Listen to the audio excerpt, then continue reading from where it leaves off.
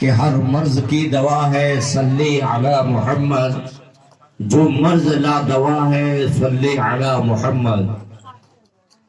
اور درود پاک ایسا وظیفہ ہے کہ اللہ تبارک و تعالیٰ نے اسے نمازوں میں بھی رکھا ہے۔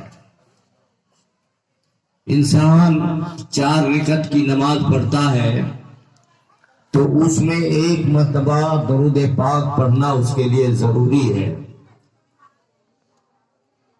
تحیات پڑھنا واجب ہے، اس کے بعد درود پاک کو بھی پڑھنا ہے، اور اس کے بعد دعائے معصورہ کو بھی پڑھنا ہے۔ درود پاک ایسا وظیفہ ہے کہ اللہ تبارک و تعالیٰ نے نماز میں رکھا ہے کہ بندہ مومن جب نماز پڑھتا ہے تو نماز میں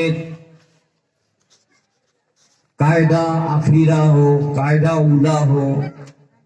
قاعدہ اولا حضرات گرامی واجب ہے، اور قاعدہ اخیرہ یہ فرض ہے۔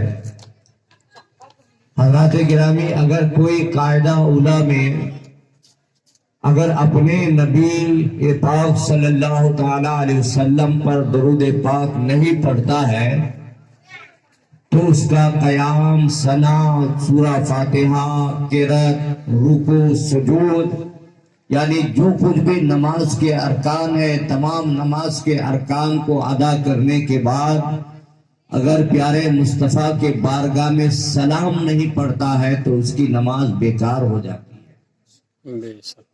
یعنی اللہ کو اپنے حبیب سے کتنا پیار ہے، کتنی محبت ہے کہ اللہ تبارک و تعالیٰ کی عبادت ہم کیا کرتے ہیں، اللہ کی بندگی کیا کرتے ہیں۔ سب سے پہلے تکبیر تحریمہ کے بعد ہم ثنا پڑھتے ہیں، ثنا پڑھنے کے بعد سورہ فاتحہ پڑھتے ہیں، پھر کوئی دوسری 2-3 آیت کی ہم تلاوت کرتے ہیں، رکوع کرتے ہیں، سجود کرتے ہیں۔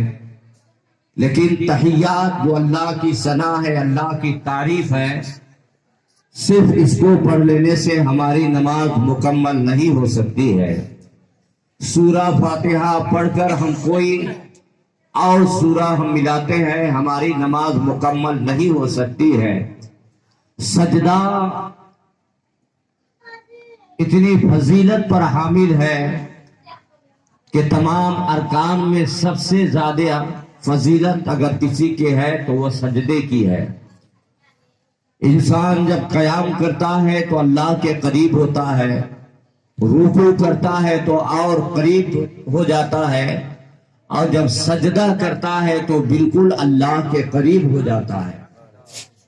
نماز ہم خدا کی عبادت، نماز ہم خدا کے لیے پڑھتے ہیں، ہم اللہ کی بندگی کرتے ہیں، لیکن ہم اللہ کو نہیں دیکھ پاتے ہیں۔ لیکن دل میں اتنا سوچ لینا چاہیے کہ ہم اللہ کو دیکھ رہے ہیں، لیکن ہماری آنکھوں میں اتنی طاقت کہاں ہے، اتنی قوت کہاں ہے۔ جلیل القدر پیغمبر حضرت موسیٰ علیہ السلام نے جب اللہ کو نہیں دیکھ پایا تو ہماری کیا حقیقت ہے۔ حضرات گرامی کون دیکھ سکتا ہے اللہ کو؟ لیکن دیکھیے سجدہ جب ہم جاتے ہیں تو بالکل اللہ کے قریب ہو جاتے ہیں۔ سجدہ بہت اہم چیز ہے، نماز کے ارکانوں میں سب سے اہم ارکان ہے، اللہ کے قریب ہو جاتے ہیں۔ لیکن سجدہ کرنے کے بعد بھی ہماری نماز مکمل نہیں ہوتی ہے۔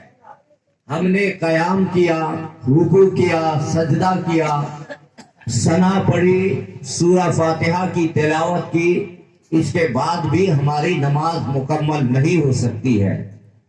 اپنی نماز کو اللہ کی بارگاہ میں قبول کرانے کے لیے، اپنی نماز کو اللہ کی بارگاہ تک پہنچانے کے لیے ہمیں کیا کرنا پڑے گا؟ ہم نے سب نماز کے ارکان کو ادا کر لیے، لیکن ہماری نماز مکمل نہیں ہو سکتی ہے۔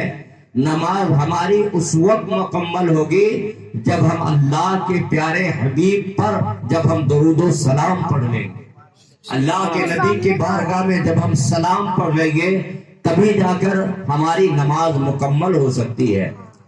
حضرات گرامی، کچھ سوچ سلام سے اختلاف، سلام سے بغاوت کہ یہ لوگ سلام پڑھتے ہیں، لیکن حضرات گرامی انہیں یہ معلوم نہیں کہ سلام ایک ایسی چیز ہے کہ اس کے بغیر تو اللہ ہماری نماز کو قبول نہیں کرتا ہے۔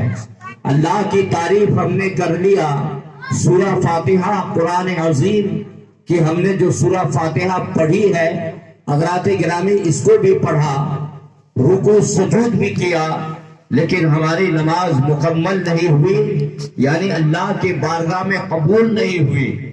عزیزان گرامی، اللہ نے کہا اے لوگو، تم اپنی نماز کو میری بارگاہ میں پہنچانا چاہتے ہو، تم اپنی نماز کو میری بارگاہ میں مقبول کرانا چاہتے ہو، تو سب سے پہلے میرے حبیب صلی اللہ تعالیٰ علیہ وسلم پر تمہیں سلام پڑھنا پڑے گا۔ بغیر سلام کے تمہاری نہ نماز کام آ سکتی ہے، نہ نماز کام آ سکتی ہے، نہ نماز قبول ہو سکتی ہے۔ یہ کس کا فرمان ہے؟ اللہ کا فرمان ہے۔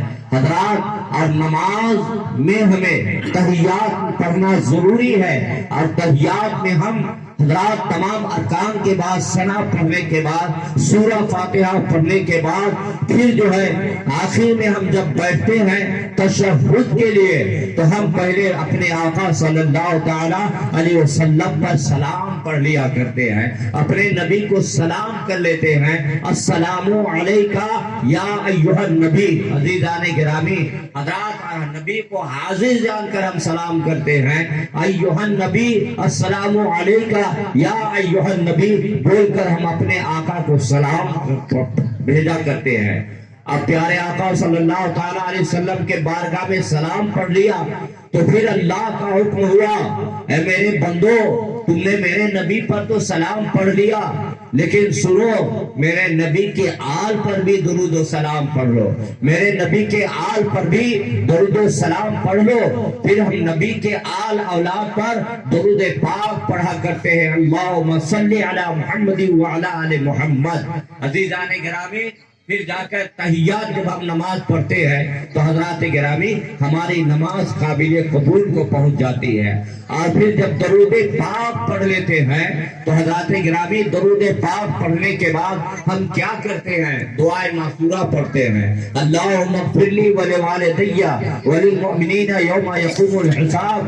کبھی آپ نے سوچا ہے کہ نماز میں ہم تحیات پڑھتے ہیں، درود پاک پڑھتے ہیں، نبی پر سلام پڑھتے ہیں، نبی کے آل اولاد پر درود پاک، درود و سلام پڑھا کرتے ہیں، اس کے بعد آخر میں حضرات گرامی ہم کیا کرتے ہیں کہ ہم دعا پڑھتے ہیں، دعائے معصورہ۔